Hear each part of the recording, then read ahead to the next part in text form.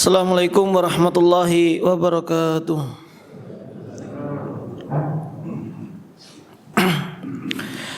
Innal hamdalillah nahmaduhu wa nasta'inuhu wa nastaghfiruh wa na'udzu billahi min shururi anfusina wa min sayyiati a'malina. Man yahdihillahu fala mudhillalah wa man yudlilhu fala hadiyalah. Wa asyhadu an la ilaha illallah wahdahu la syarika lah wa asyhadu anna Muhammadan abduhu wa rasuluh. Qala Allah ta'ala fi kitabihil karim, ya ayyuhalladzina amanu taqullaha haqqa tuqatih wa la tamutunna illa wa antum muslimun. Amma ba'd. Kaum muslimin, para jamaah yang dirahmati oleh Allah Subhanahu wa taala, marilah kita memanjatkan puja dan puji syukur kita kehadirat Allah Subhanahu wa taala atas berbagai macam kenikmatan dan karunia yang diberikan kepada kita semuanya, sehingga kita bisa mengenal, mengetahui akidah yang benar. Kita bisa mempelajari Al-Quran, mempelajari hadis-hadis Nabi Sallallahu Alaihi Wasallam, dan juga kita masih mendapatkan berbagai macam kenikmatan dari harta, dari sehat, dan nikmat-nikmat yang lainnya. Maka sepatutnya bagi kita semuanya untuk senantiasa bersyukur dan terus bersyukur atas nikmat-nikmat Allah Subhanahu wa taala yang diberikan kepada kita semuanya. Kemudian salawat dan salam kita sampaikan kepada Nabi kita yang mulia, Nabi Muhammad sallallahu alaihi wasallam, beserta keluarga beliau, sahabat-sahabat beliau, serta orang-orang yang senantiasa istiqamah di atas sunnah beliau.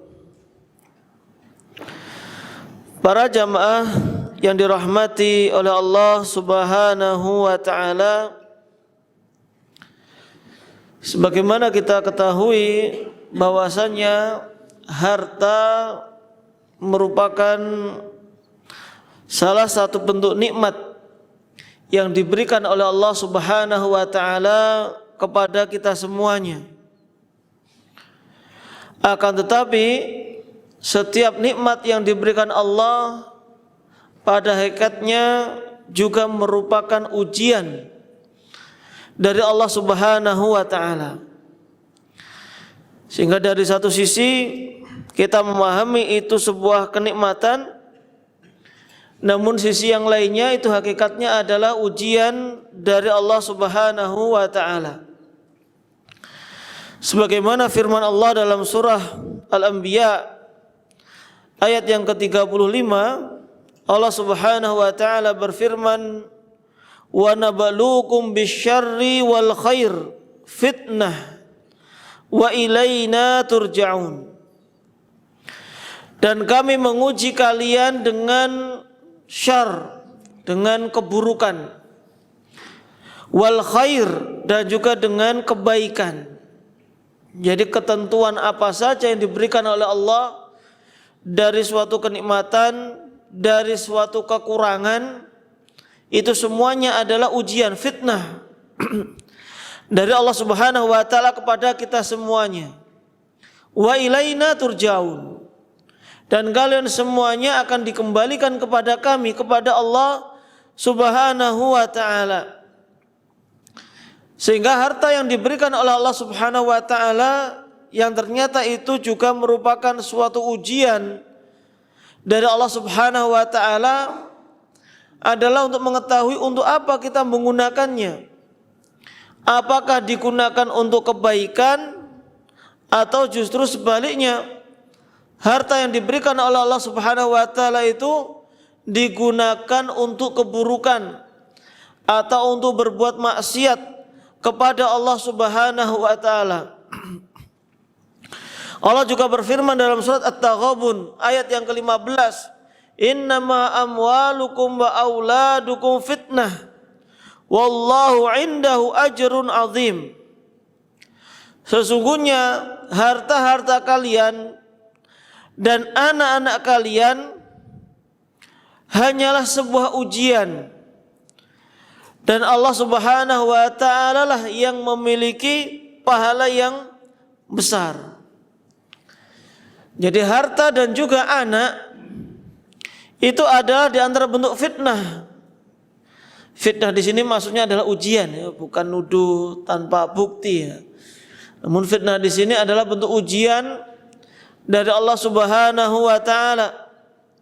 Kalau dikasih sedikit apakah dia bersabar? Kalau dia dikasih banyak apakah dia bersyukur kepada Allah Subhanahu wa taala?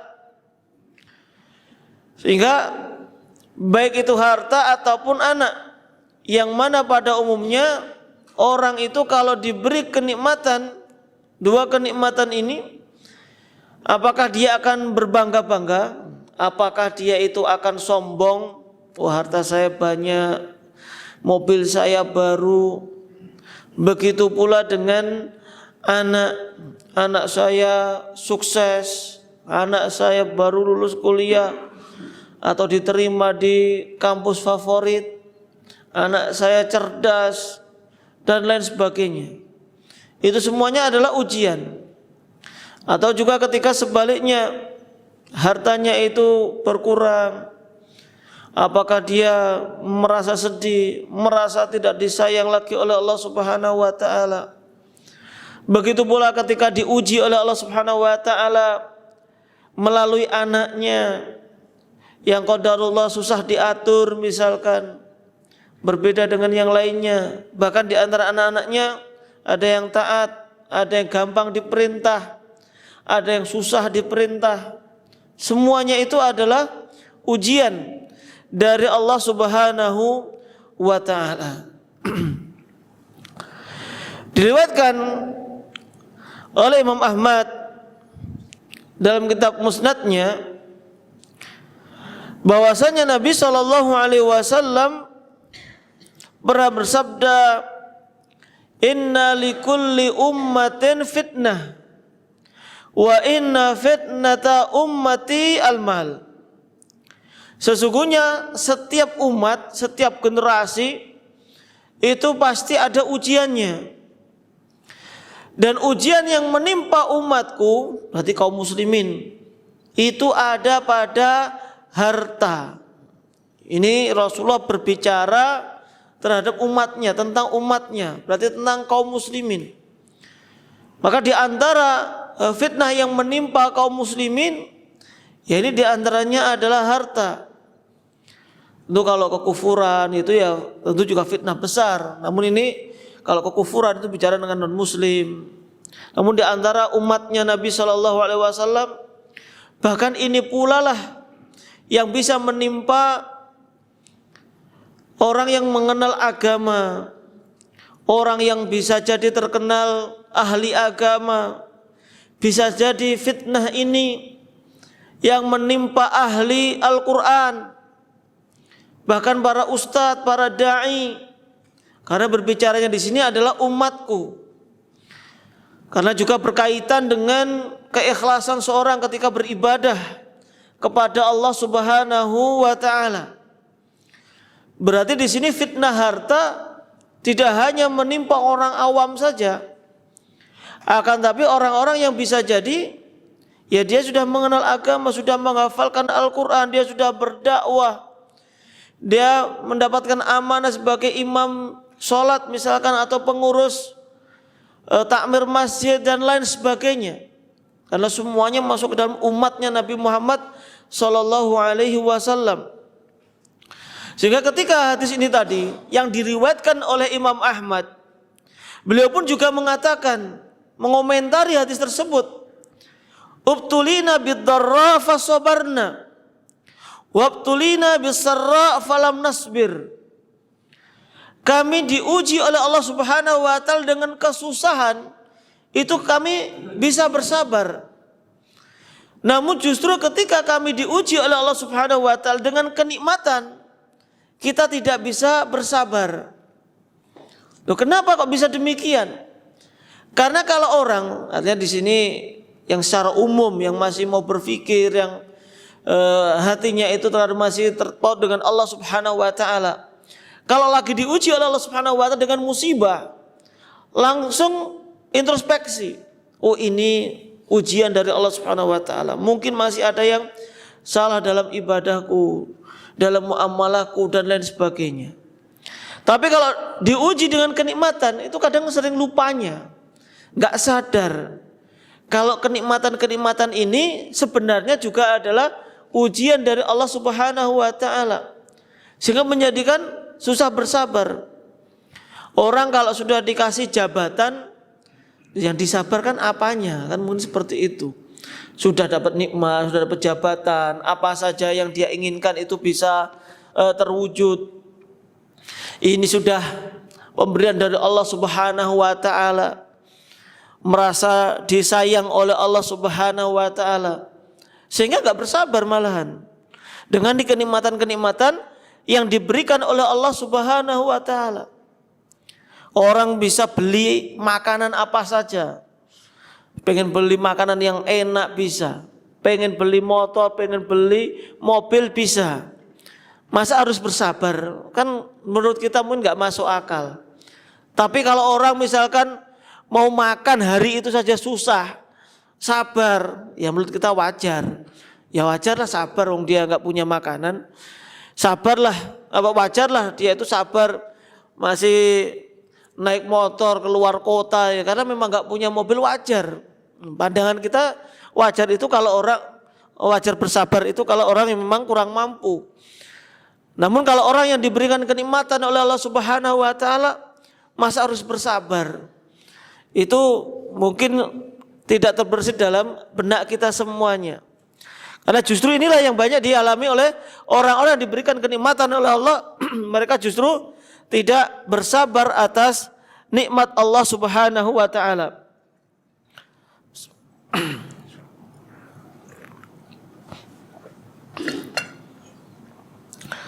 Nah, maka dari itu Allah Subhanahu wa taala juga berfirman ketika menukilkan perkataan Sulaiman.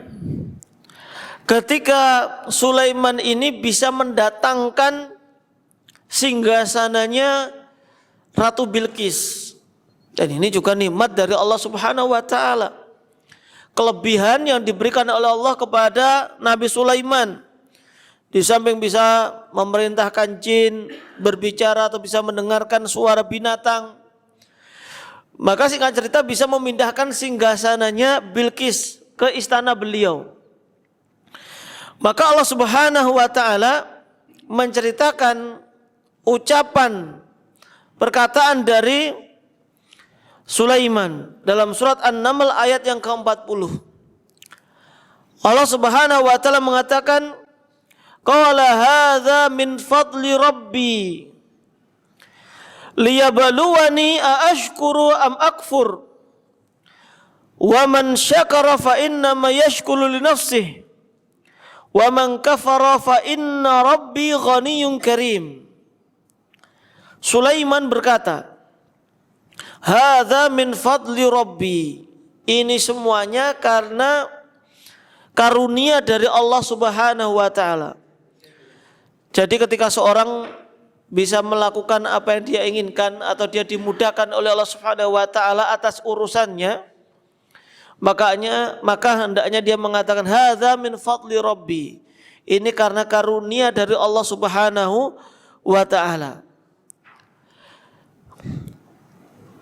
Liyabluwani, yaitu karena Allah Subhanahu wa taala sebenarnya sedang pengen mengujiku. Aashkuru am akfur, apakah saya itu nanti akan bersyukur atau sebaliknya saya akan kufur nikmat dari Allah Subhanahu wa taala. Apakah saya akan menyandarkan nikmat itu semuanya terhadap diriku sendiri? Oh, saya bisa memindahkan singgasana ini ya karena saya cerdas, karena saya bisa memerintahkan jin.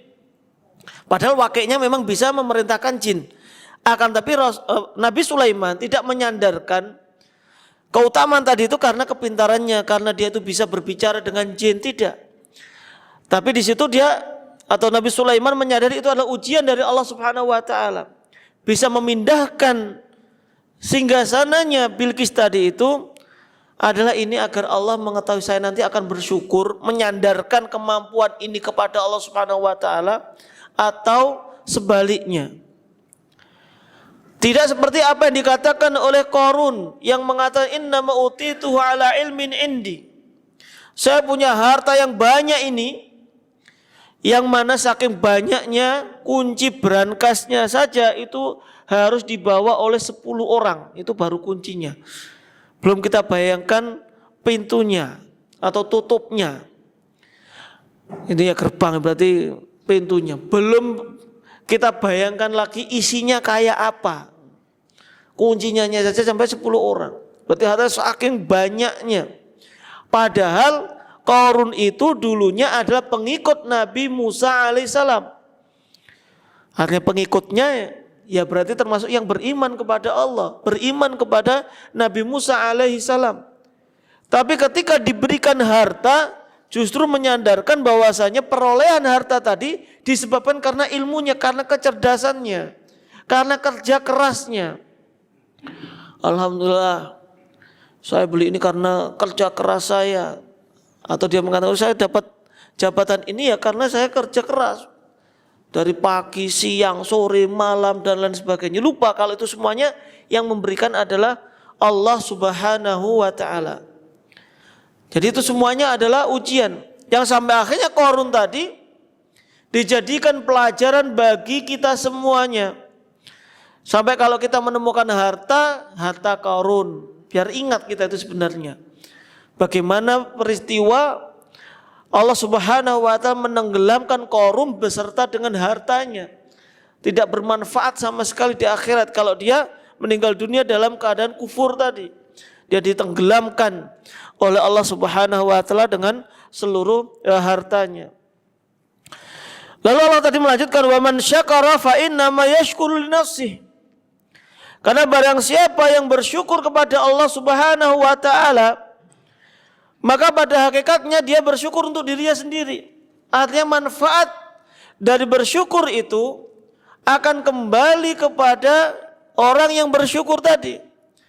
Ketika kita bersyukur kepada Allah Subhanahu wa taala atas segala nikmat yang diberikan kepada Allah, itu tidak menambah kemuliaan Allah sedikit pun. Bukan Allah yang butuh terhadap rasa syukur kita kepada Allah Subhanahu wa taala. Tapi ketika kita bersyukur kepada Allah, karena kitalah yang butuh kepada Allah Subhanahu wa taala. Karena dengan bersyukur kepada Allah, maka Allah Subhanahu wa taala justru akan menambahkan kenikmatan tersebut kepada kita, kepada orang-orang yang bersyukur kepada Allah Subhanahu wa taala. Lalu bagaimana kita bersyukur kepada Allah Subhanahu wa taala? Karena bersyukur pada hakikatnya harus terpenuhi dengan 3 perkara. Yang pertama bersyukur dengan lisan kita. Alhamdulillah. Ini semuanya atas karunia dari Allah Subhanahu wa taala. Jadi diungkapkan dengan lisan, diucapkan. Lalu kemudian dengan perbuatannya. Bagaimana kita bersyukur kepada Allah Subhanahu wa taala dengan perbuatan kita? Memanfaatkan nikmat-nikmat tersebut untuk ketaatan kepada Allah Subhanahu wa taala. Itu namanya bersyukur. Dapat nikmat motor, alhamdulillah, digunakan untuk kebaikan, untuk pergi ke taklim misalkan, untuk pergi ke masjid kalau memang agak jauh. Jadi nggak ada alasan tidak sholat berjamaah karena masjidnya jauh misalkan. Padahal sudah ada kendaraan azan pun juga bisa mendengarkan. Dapat harta yang lebih, membayar zakat atau bersedekah, itu diantara rasa syukur untuk nikmat-nikmat Allah Subhanahu wa taala. Sekarang semuanya punya HP Android minimal atau iPhone. Itu bisa semuanya sudah ada akses internetnya. Di antara bentuk syukur atas nikmat ini digunakan untuk hal kebaikan. Nge-share hadis, share artikel. Bukan digunakan untuk berbuat maksiat kepada Allah Subhanahu wa taala. Itu di antara bentuk syukur dengan perbuatan. Dan yang paling penting adalah syukur dengan hati kita, dengan keyakinan kita. Bahwasanya ini semuanya kita harus yakin bahwasanya itu semuanya karena Allah Subhanahu wa taala yang memberikan nikmat-nikmat tadi kepada kita semuanya. Maka ketika kita sudah bersyukur atas nikmat-nikmat tadi, Allah Subhanahu wa taala pasti akan menambahkannya. Di dalam surat Ibrahim ayat yang ke-7 Allah Subhanahu wa taala mengatakan, "Wa ita'adzana rabbukum la in syakartum la azidannakum." Dan Allah Subhanahu wa taala sungguh telah memberitahukan kepada kita semuanya bahwasanya apabila kalian bersyukur maka aku akan menambahkan nikmat tersebut kepada kalian. Dan siapa di antara kita yang tidak mendapatkan kenikmatan dari Allah Subhanahu wa taala? Kita mulai bangun tidur saja, bangunnya saja itu adalah kenikmatan dari Allah Subhanahu wa taala. Karena ada orang yang bisa tidur nggak bisa bangun, meninggal dunia misalkan. Sedangkan kita bisa bangun, alhamdulillah. Bangunnya saja itu sudah kenikmatan dari Allah Subhanahu wa taala. Bisa sholat malam, kenikmatan. Bisa sholat berjamaah di masjid, kenikmatan. Belum lagi bisa melihat, belum lagi kesehatan. Wa in ta'uddu ni'matallahi la tuhsuha. Jika kalian mau menghitung-hitung nikmat Allah Subhanahu wa taala, niscaya kalian tidak mampu untuk menghitung nikmat-nikmat tersebut. Ya karena saking banyaknya. Tapi masalahnya karena saking banyaknya itu malah gampang apa? Lupa. Kalau itu nikmat dari Allah Subhanahu wa taala.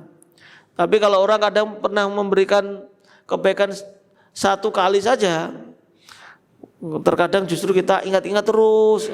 Padahal Allah itu memberikan kenikmatan kita saking banyaknya, kita malah sering lupa nikmat apa saja. Dan gak sadar kalau itu adalah sebuah kenikmatan. Kadang itu masalah seperti itu. Bahkan para jamaah yang dirahmati oleh Allah Subhanahu wa taala, bisa bersyukur saja itu juga sebuah apa? Kenikmatan. Orang dikasih nikmat, katakanlah kesehatan, itu adalah nikmat dari Allah Subhanahu wa taala. Tapi orang yang diberikan nikmat sehat tadi belum tentu diberikan nikmat berupa bisa bersyukur. Karena syukur itu adalah nikmat. Karena kita dikasih kesehatan, ini salah satu contoh nikmat. Kita harus bersyukur.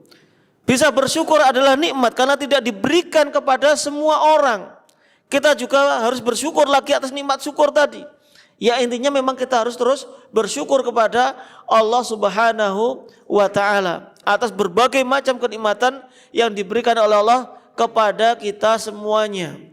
Yang terkadang kita lebih seringnya mungkin kita tidak menyadari akan kenikmatan dari Allah Subhanahu wa taala tadi. Jadi ketika Allah Subhanahu wa taala atau ketika kita bersyukur kepada Allah Subhanahu wa taala, justru itu akan menjadikan kita ditambah nikmatnya. Artinya manfaat dari rasa syukur kita kepada Allah Subhanahu wa taala itu kembalinya bukan kepada Allah, tapi kembalinya kepada kita. Kalau kita bersyukur kepada manusia, ya mungkin orang yang disyukuri tadi itu ya dia akan senang.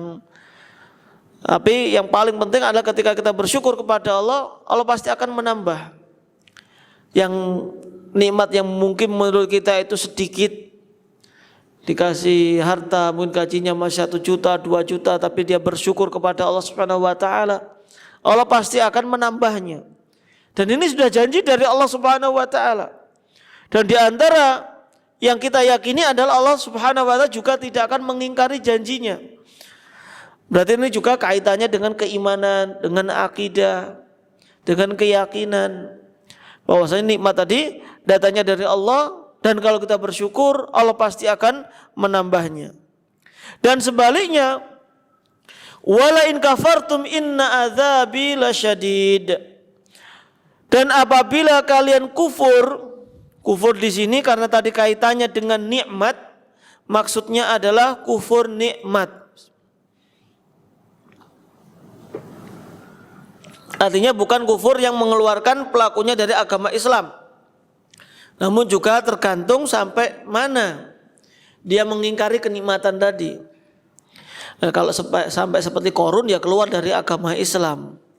Tapi kalau hanya menyandarkan misalkan, oh saya ini dari nikmat ini dari diri saya sendiri, atau lebih menonjolkan dirinya sendiri, tapi ya dia masih mengucapkan kalimat syahadat, dia juga masih sholat, ya memang bisa jadi ini masih kufur kecil atau kufur nikmat yang tidak sampai mengeluarkan pelakunya dari agama Islam.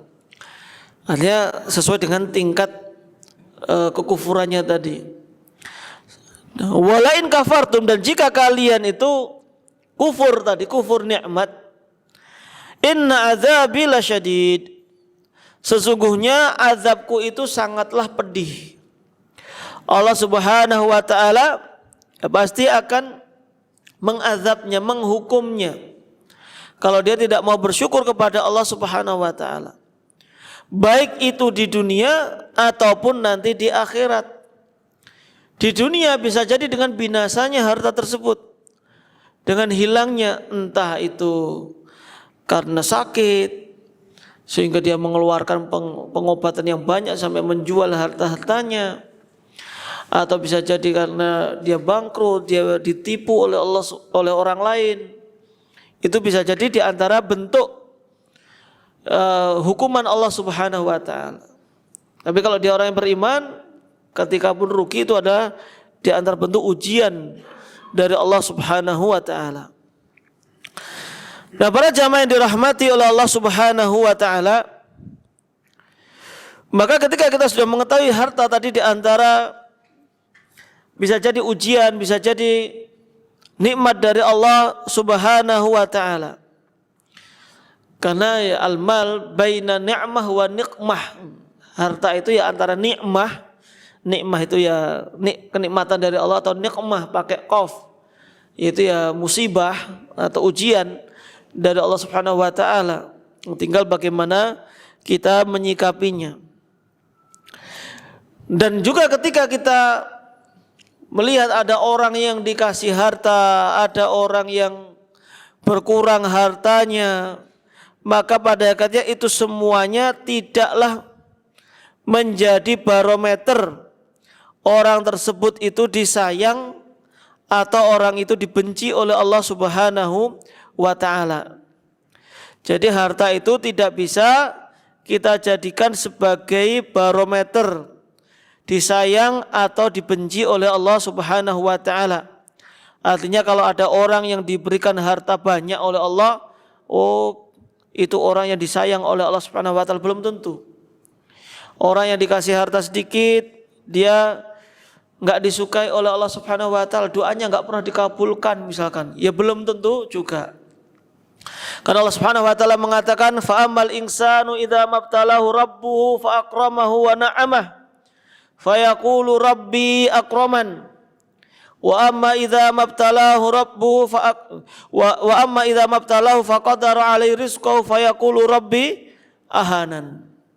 Adapun manusia apabila diuji oleh Allah Subhanahu wa ta'ala fa akramahu, kemudian dimuliakan, kemudian wa na'amahu, diberikan kenikmatan, diberikan harta, maka dia akan mengatakan, oh ini semuanya nikmat dari Allah Subhanahu wa ta'ala. Allah telah memuliakanku, fa'akroman. Lalu pihak yang lainnya apabila diuji oleh Allah Subhanahu wa ta'ala dengan sedikit rezeki, lalu dia mengatakan Allah Subhanahu wa ta'ala telah menghinakanku. Ini sifat manusia. merasa bangga kalau dikasih harta, berarti dia dimuliakan oleh Allah, doa-doanya dikabulkan oleh Allah. Pas nggak dikasih harta, merasa dihinakan oleh Allah Subhanahu wa taala. Dua ayat ini ada pada surat Al-Fajr, di mana pada ayat-ayat sebelumnya Allah Subhanahu wa taala berbicara tentang orang-orang kafir yang diberikan kenikmatan harta, diberikan kenikmatan jabatan oleh Allah Subhanahu wa taala.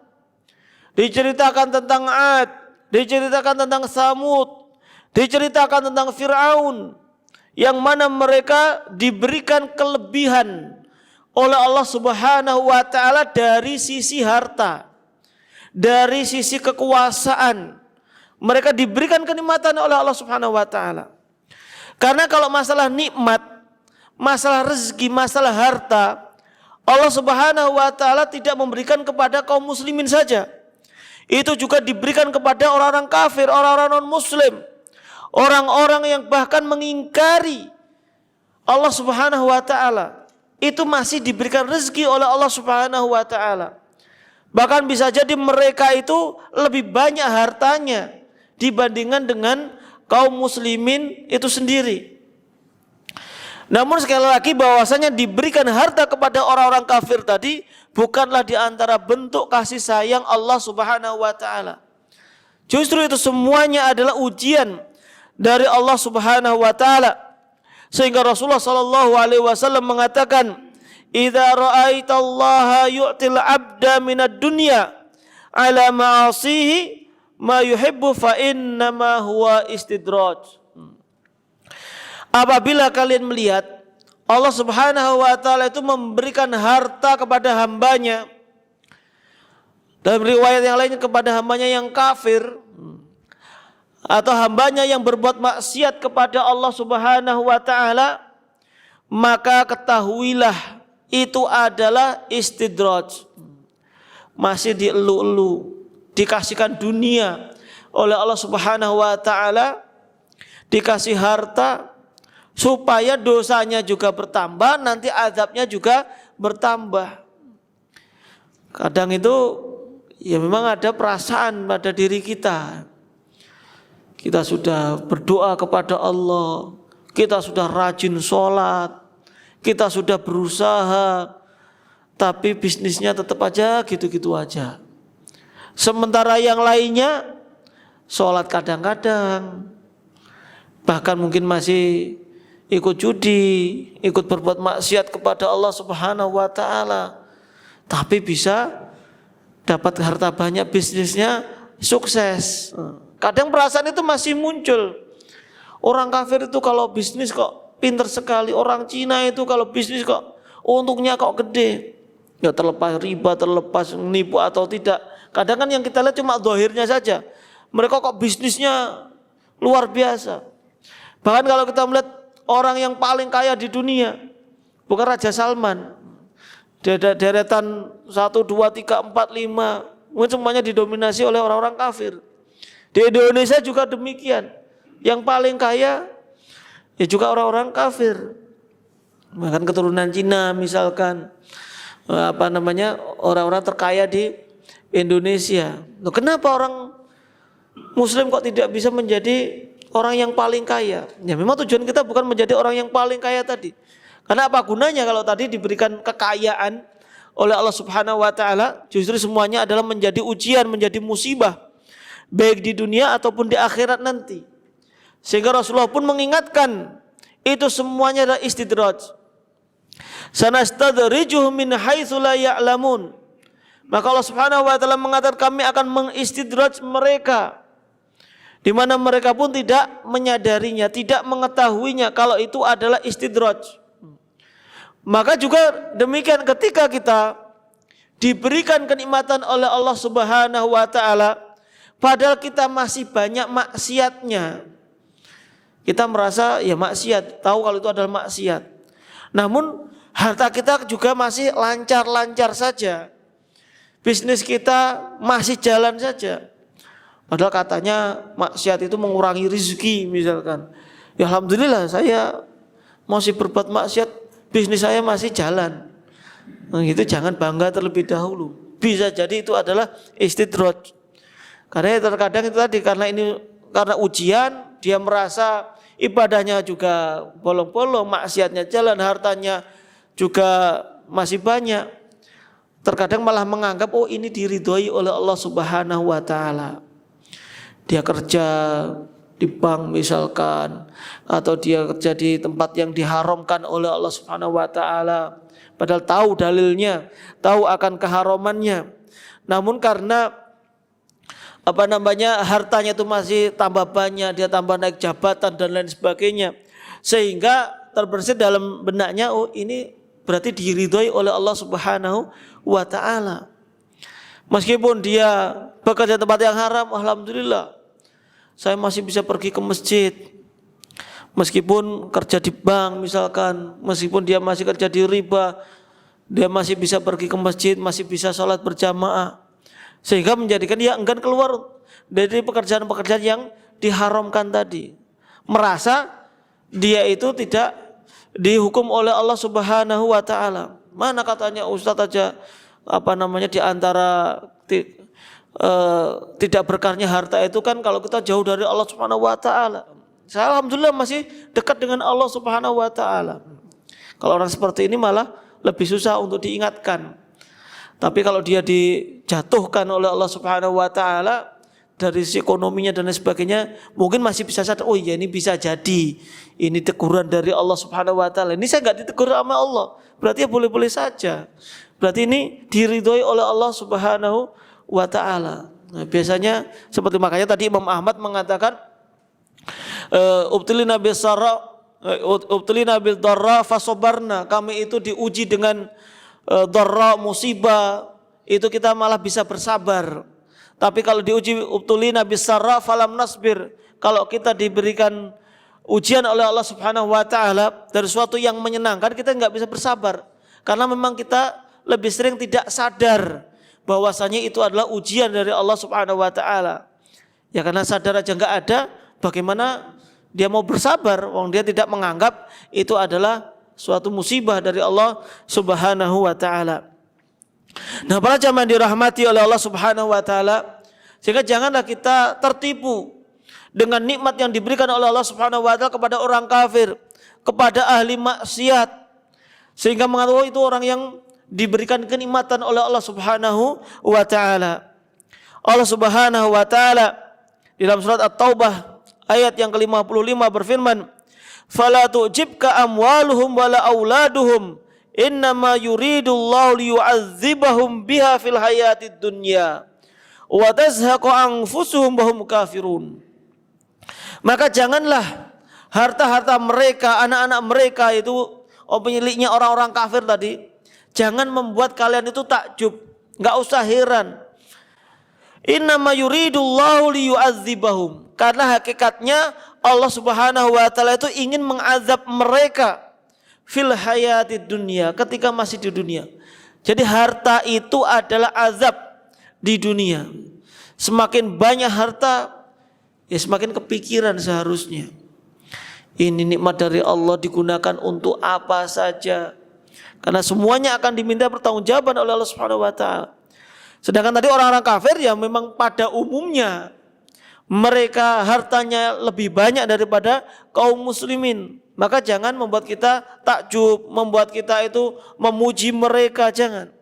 Meskipun kadang mereka juga bersedekah atau ya mereka membantu orang-orang miskin misalkan. Kita jangan takjub dengan mereka. Wa tazhaqu anfusuhum wa hum kafirun. Padahal mereka nanti akan dibinasakan oleh Allah Subhanahu wa taala dalam keadaan kafir. Kalau dalam keadaan kafir, ya artinya mereka pasti akan masuk ke dalam api neraka.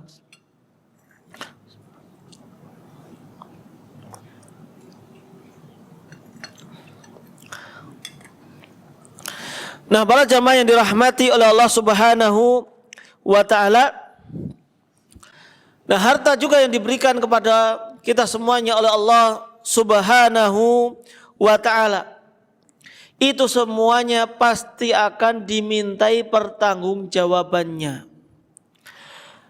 Di mana Rasulullah sallallahu alaihi wasallam pernah bersabda, la tazulu qadama 'abdin hatta yus'ala an arba'. Tidaklah beranjak kaki seorang hamba di hari kiamat nanti sampai akan ditanya tentang 4 hal.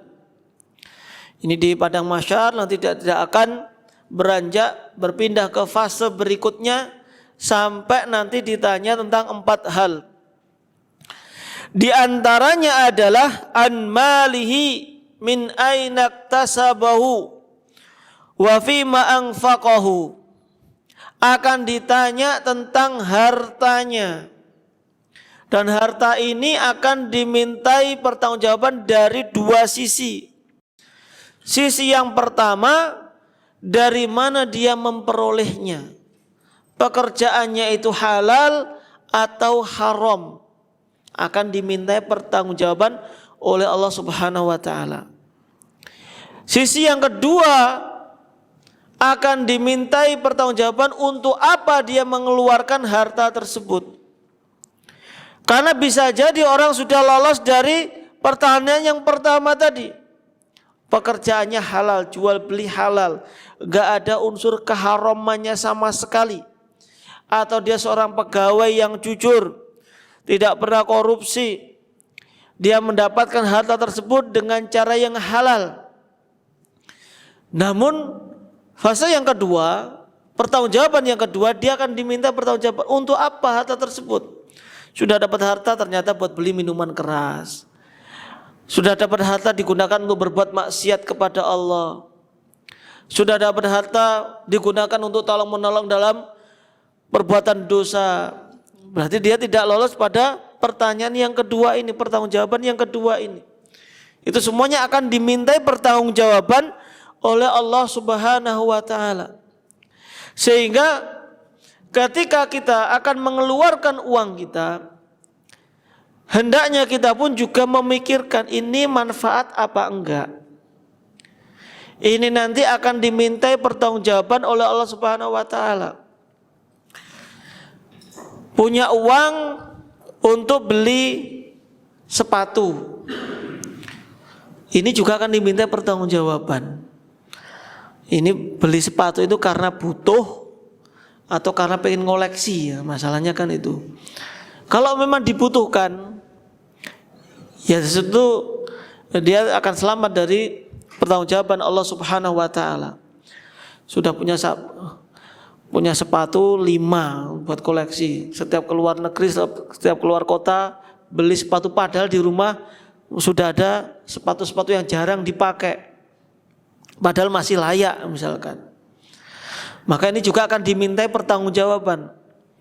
Yang suka ngoleksi tas, ngoleksi baju, maka itu juga akan dimintai pertanggungjawaban oleh Allah Subhanahu wa taala.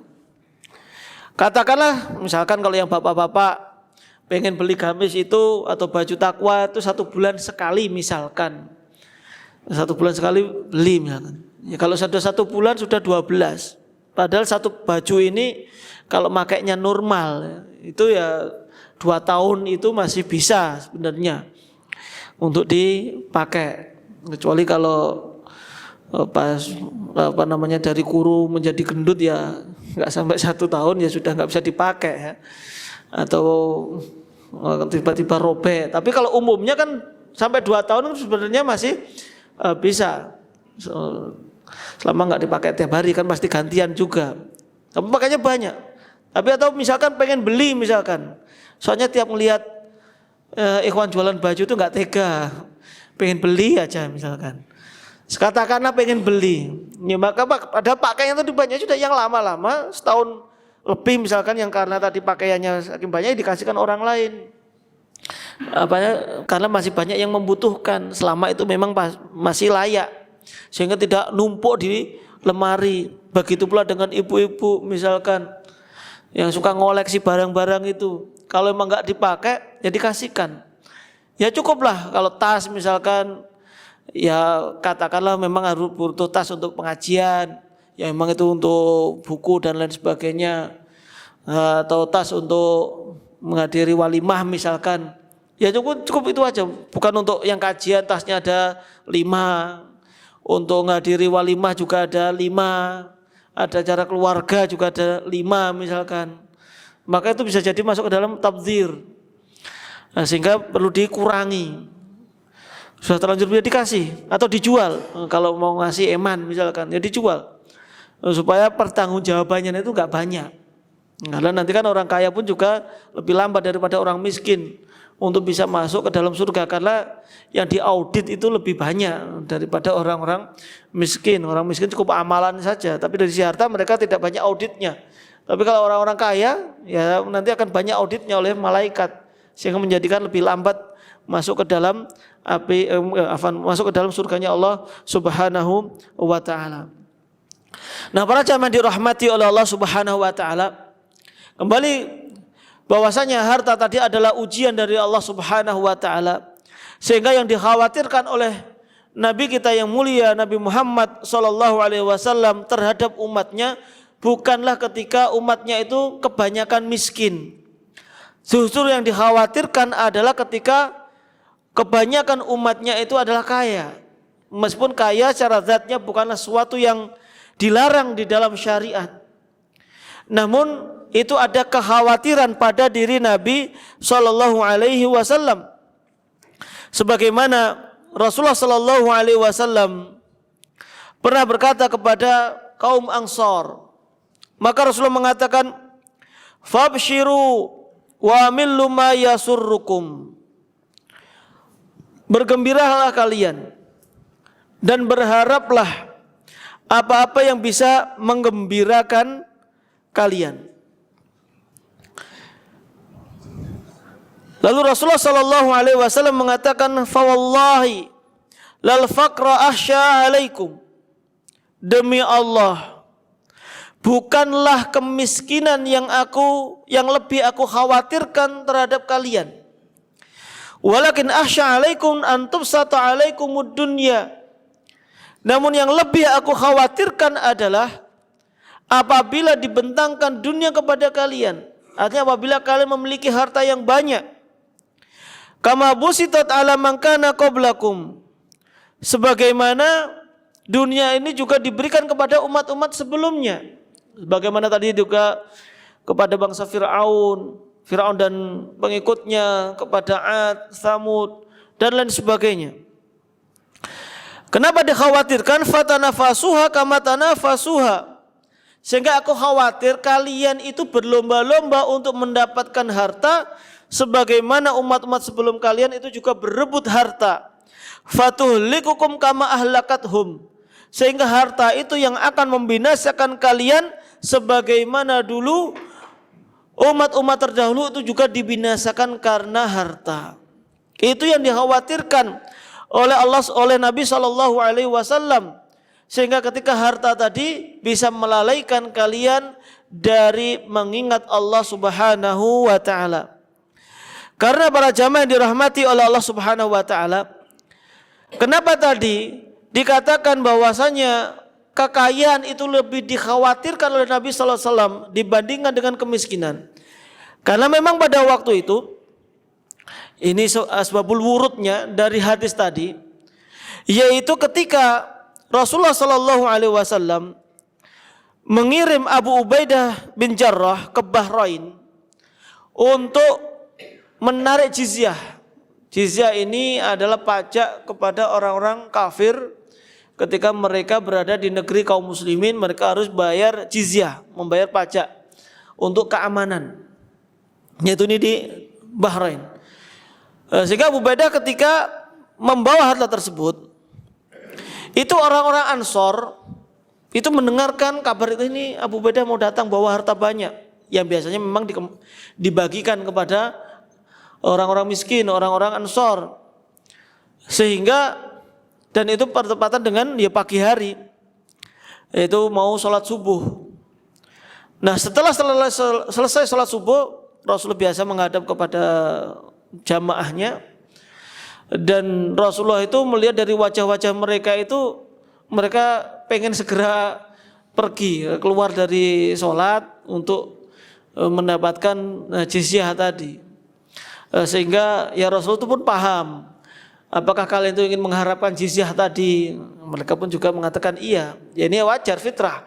Bahwasanya kita mengharapkan harta itu ya fitrah. Sehingga Rasul pun tadi mengatakan yang kita katakan tadi, yaitu wallahi la ahsya al-faqra ahsya alaikum, bukanlah kemiskinan yang aku khawatirkan menimpa kalian. Karena tadi pada umumnya para sahabat, orang-orang beriman itu akan lebih sabar ketika mendapatkan ujian kemiskinan dibandingkan dengan kekayaan. Nah, para jamaah yang dirahmati oleh Allah Subhanahu wa taala, karena memang pada hakikatnya ya namanya kekayaan bagi kaum muslimin adalah kekayaan yang ada pada diri mereka, pada hati mereka, bukanlah ada pada harta. Di mana Rasulullah sallallahu alaihi wasallam mengatakan laisal ghina an kathratil ard walakinnal ghina ghina nafs. Kekayaan sebenarnya itu bukanlah kekayaan banyak harta, tapi kekayaan yang sebenarnya adalah yaitu kekayaan yang ada pada diri kita, yaitu kita merasa cukup dengan apa yang diberikan oleh Allah Subhanahu wa taala kepada kita. Rasulullah sallallahu alaihi wasallam juga berfirman, qad aflaha man aslam. Sungguh beruntung orang yang masuk ke dalam agama Islam. Wa ruziqa kafafan, dan diberikan rezeki yang cukup oleh Allah Subhanahu wa taala. Wa qanna'ahu Allah bima atahu, dan dia merasa qanaah, merasa cukup dengan apa yang diberikan oleh Allah Subhanahu wa taala. Maka inilah sifat seorang muslim. Dia akan merasa cukup dengan dengan pemberian Allah Subhanahu wa taala. Bisa beli mobil, ya merasa cukup, ya alhamdulillah. Bisa beli rumah, merasa cukup, ya alhamdulillah. Itu nikmat dari Allah Subhanahu wa taala. Kalaupun belum bisa beli mobil, kalaupun belum bisa beli rumah, ya mungkin itu yang terbaik untuk dirinya sendiri. Karena para jamaah yang dirahmati oleh Allah Subhanahu wa taala, bisa jadi orang itu lebih baik menjadi orang kaya daripada orang miskin pada diri orang itu. Di sisi yang lainnya bisa jadi orang itu lebih baik untuk dirinya, untuk agamanya, untuk akhiratnya ketika dia itu kekurangan dibandingkan apabila dia itu menjadi orang kaya. Karena terkadang orang yang ya kayak misalkan tadi Qarun yang awalnya miskin, dia menjadi pengikutnya Nabi Musa alaihissalam. Berarti dia termasuk orang-orang muslim pada waktu itu. Namun ketika diberikan harta justru menjadi orang yang kufur. Berarti hartanya itu hakikatnya tidak baik untuk dirinya. Bisa jadi orang itu yang memang baik kaya, ketika dia diberikan kenikmatan oleh Allah Subhanahu wa taala, Masya Allah, dia suka bersedekah, dia suka membantu orang yang membutuhkan, dia pun juga suka membantu bangun masjid, dia pun juga rajin pergi ke masjid karena bisnisnya bisa jalan sendiri, sudah tersistem, dia tinggal beribadah kepada Allah Subhanahu wa taala. Dan orang ini ya memang ketika ditakdirkan menjadi kaya, yaitu baik bagi dirinya. Sehingga ketika diuji Allah Subhanahu wa taala dengan terpuruk, maka menjadi jauh dari Allah Subhanahu wa taala. Karena dia harus membangun usaha lagi sehingga jarang pergi ke masjid. Awalnya memang masih sholat tapi di rumah atau sholat sendirian. Namun akhirnya ketika pengen mengembangkan bisnis lagi karena tadi sudah bangkrut, akhirnya sholat pun sampai nggak sempat. Karena bisa jadi orang yang kaya ini ya memang cocoknya kaya misalkan. Yang miskin ya cocoknya miskin. Artinya kita memang, karena kita memang tidak tahu mana yang cocok bagi kita, maka kondisi apapun yang diberikan oleh Allah Subhanahu wa taala kepada kita semuanya kita syukuri. Bahwasanya inilah yang terbaik untuk kita. Jangan kita melihat dengan orang lain.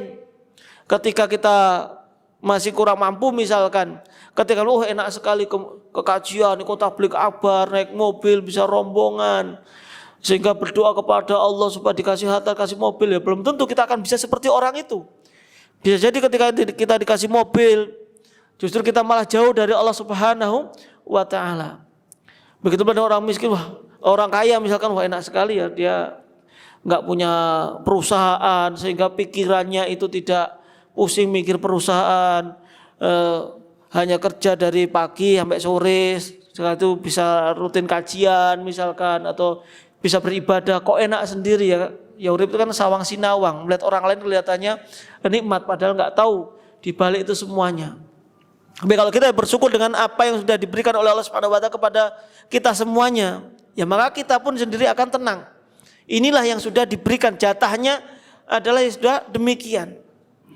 Maka para jamaah yang dirahmati oleh Allah Subhanahu wa taala, sehingga ketika kita berharap tadi, kita ya boleh berdoa kepada Allah Subhanahu wa taala diberikan harta, namun hendaknya ya dia embel-embel, ya Allah, kalau saya diberikan kenikmatan harta dan itu lebih baik bagi saya, maka mudahkanlah misalkan, atau berkahilah harta tersebut, sehingga kalaupun kita dikasih nikmat, kita pun bisa bersyukur kepada Allah, kita pun bisa menggunakan nikmat tadi untuk ketaatan kepada Allah Subhanahu wa taala. Sehingga kalau kita minta pekerjaan, kita itu minta, maksudnya ketika berdoa agar dilancarkan rezekinya, kita berdoa agar diterima di suatu perusahaan misalkan, semuanya kaitkan dengan kebaikan dunia dan juga kebaikan akhirat kita.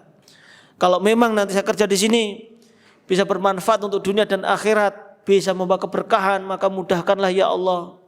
Kalau saya mau bekerja mengembangkan bisnis, maka semoga dengan berkembangnya bisnis saya itu bisa membawa keberkahan. Niatkan bisa bersedekah, niatkan bisa bayar zakat misalkan, niatkan itu bisa membantu orang lain. Ya tentu setelah memberikan nafkah kepada keluarga. Sehingga kalau dikaitkan dengan akhirat, dia kaitkan dengan keberkahan, dengan kebaikan, maka apa yang diberikan oleh Allah Subhanahu wa taala tentu juga akan membawa kebaikan bagi kita semuanya.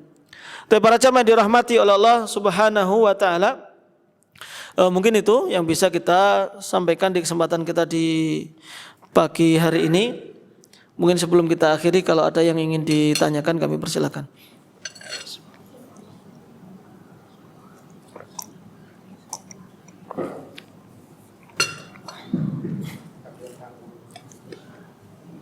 Assalamualaikum warahmatullahi wabarakatuh.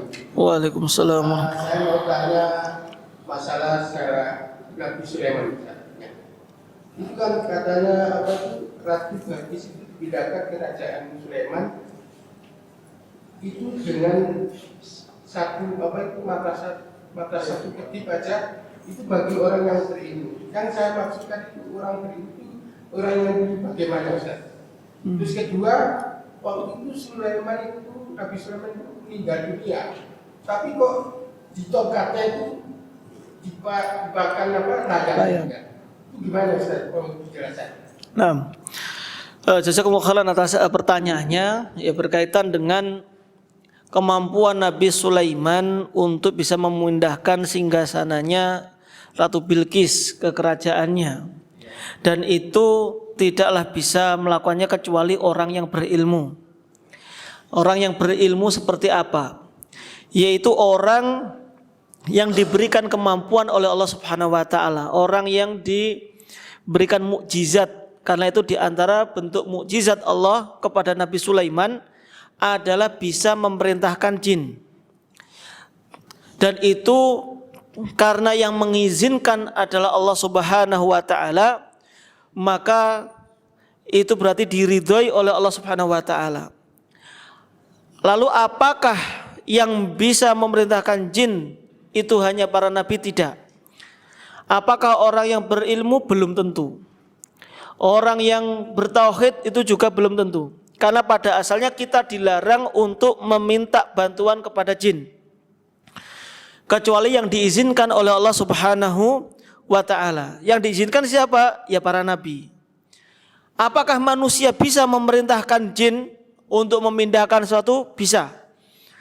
Sekarang orang yang meminta bantuan kepada jin untuk sihir, itu kan sihir itu adalah bantuan jin. Ya bisa jadi memindahkan penyakit ke binatang. Apakah mungkin dilakukan oleh manusia sekarang? Bisa. Tapi sekarang orang yang meminta bantuan kepada jin berarti dia telah melakukan kekufuran. Kalau yang dilakukan oleh Nabi Sulaiman bukan kekufuran, karena itu adalah bentuk mukjizat Allah Subhanahu wa taala kepada Nabi Sulaiman. Jadi ada karena wali Allah Subhanahu wa taala. Karena Nabi semuanya adalah wali. Dan wali untuk mengetahui, sekarang untuk mengetahui ini wali Allah atau wali syaitan, ya lihat dari agamanya, dari ibadahnya. Kalau sekarang orang minta bantuan kepada jin pasti ada embel-embelnya. Ya kita mungkin tidak mengetahui semuanya, pasti ada harus naruh Al-Quran di kotoran, itu kadang juga ada, pasti ada sajennya dan lain sebagainya. Adapun sekarang kita tidak boleh meminta bantuan kepada bangsa jin. Dan juga berkaitan dengan ketika Nabi Sulaiman memerintahkan para jin untuk bekerja untuk membangun istana. Lalu kemudian Nabi Sulaiman itu dalam keadaan berdiri lalu dengan memegang tongkat dan tongkatnya itu dimakan rayap. Nah, itu bagaimana penjelasannya? Ketika Nabi Sulaiman meninggal dunia dalam keadaan berdiri, yang pada saat itu sedang memerintahkan para jin, dan para jin ini memang takut kepada Nabi Sulaiman. Nah, ini diantara bukti bahwasanya para jin itu tidak mengerti ilmu ghaib. Kenapa? Seandainya Nabi Sulaiman itu ketika meninggal dunia dalam keadaan berdiri, para jin itu tahu, mereka pasti gak akan bekerja. Ngapain mereka bekerja? Ternyata Nabi Sulaiman itu sudah mati atau sudah meninggal dunia. Kapan mereka itu tahu Nabi Sulaiman itu meninggal dunia? Ya ketika tongkatnya itu sudah dimakan rayap, akhirnya ambruk. Oh berarti loh Nabi Sulaiman kok nggak berdiri, berarti ambruk, berarti sudah meninggal dunia. Itu baru tahu bangsa jin itu. Nah, sehingga itu pelajarannya adalah bahwasanya para jin itu nggak ada yang mengetahui ilmu gaib, nggak ngerti si fulan itu meninggalnya kapan. Kalaupun ada yang peramal, bayangkan ada nanti tahun 2000, misalnya ini tahun 2023, nanti mau tahun 2000 ada artis meninggal dunia, ada politikus meninggal dunia, nggak usah dikasih tahu sudah pasti. Pasti tiap tahun itu ada artis meninggal dunia. Pasti tiap tahun itu ada politikus meninggal dunia. Pasti tiap tahun itu pasti ada orang yang meninggal dunia. Makanya nggak pernah mau ngasih tahu siapa orangnya, karena memang nggak tahu sebenarnya. Cuma ya orang-orang aja yang terlalu percaya dengan paranormal, nanti akan ada yang meninggal dunia. Ya pasti nggak usah dikasih tahu.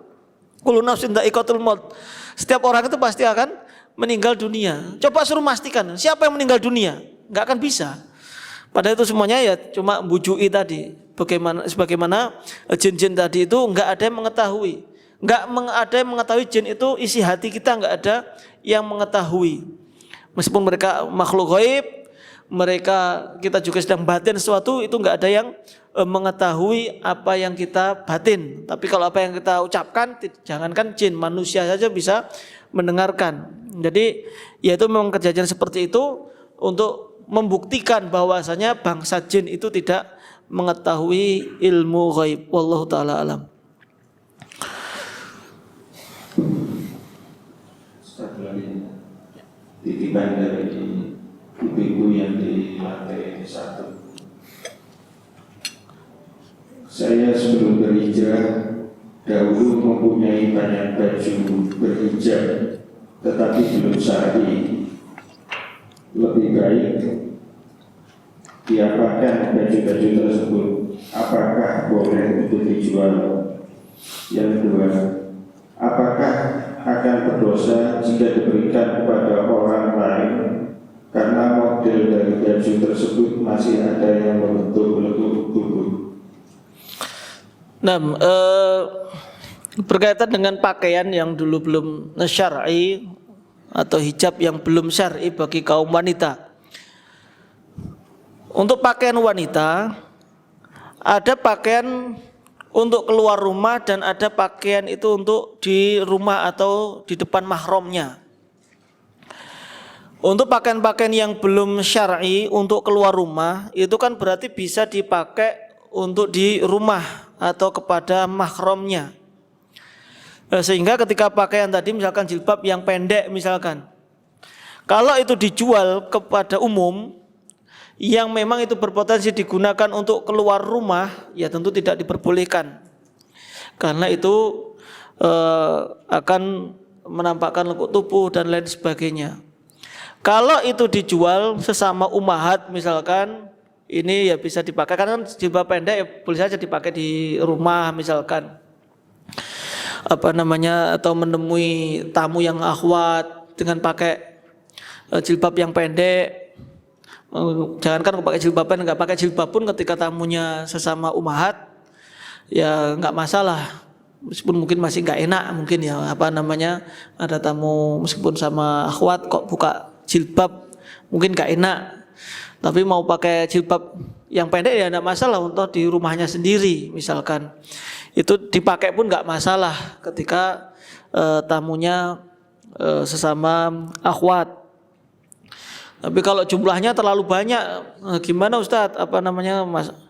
Pakai kalau di rumah kan cuma sesekali. Ya boleh dijual tadi ketika kalaupun menjual ya sama ummahat yang kira-kira makainya itu di rumah saja.